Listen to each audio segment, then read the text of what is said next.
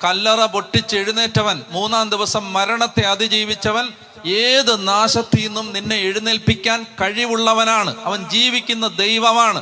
ജീവനോട് ഇവിടെ ഉണ്ട് എന്ന് ഞാൻ പറയുമ്പോ, അതുകൊണ്ട് അവന്റെ നാമത്തിൽ പറയുകയാണ്, നശിച്ച് കിടക്കല്ലേ, നശിച്ച് കിടക്കല്ലേ, എഴുന്നേക്കണം, രക്ഷപ്പെടണം, രക്ഷപ്പെടണം.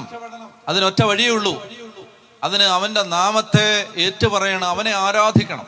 വേറെ ഒരു മനുഷ്യനെയും നമ്പി നിങ്ങൾ ജീവിക്കരുത്. വേറെ ആരെയും നിങ്ങൾ പ്രതീക്ഷ വെച്ച് ജീവിക്കരുത്.